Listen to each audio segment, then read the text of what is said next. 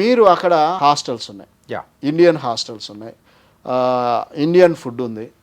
Next వచ్చేసి మీరు నమ్ముతారో నమ్మరో, బయట కంట్రీస్లో అండి ఆడపిల్లలకు చాలా సెక్యూరిటీ అండి, 100% సెక్యూరిటీ. అంటే చాలామంది పేరెంట్స్ కూడా భయపడేది ఈ సెక్యూరిటీ పర్పసెస్. ఇప్పుడు మీకు చిన్న ఎగ్జాంపుల్ చెప్తా.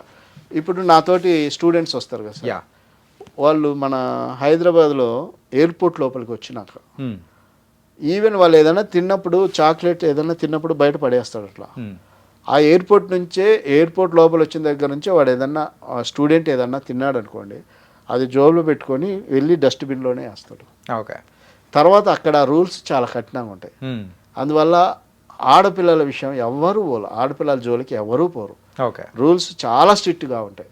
అది అబ్రాడ్లో చదివిన ఏ స్టూడెంట్ అయినా చెప్తాడు. ఇక్కడ నుంచి పంపించే స్టూడెంట్స్ మెయిన్గా అక్కడ ఉన్న తెలుగు స్టూడెంట్స్తో కానీ, వాళ్ళ అంటే హాస్టల్ విషయంలో కానీ అలా హెల్ప్ చేయడానికి అక్కడ ఉన్నారా? ఉన్నారండి, మా స్టాఫ్ ఉన్నారు. మీకు ఒక్కొక్క కంట్రీకి ఒక్కొక్క టైం పడుతుందండి. ఓకే. ఇప్పుడు మీరు జార్జియా తీసుకుంటే 5.5 hours పడుతుంది. అదే కజకిస్తాన్ కానీ, కిర్గిస్తాన్ కానీ, ఉజ్బెకిస్తాన్ కానీ, ఈ కంట్రీస్ తీసుకుంటే మీకు 3.5 hours పడుతుంది. అదే రష్యా తీసుకుంటే 8 to 10 hours పడుతుంది. ఓకే.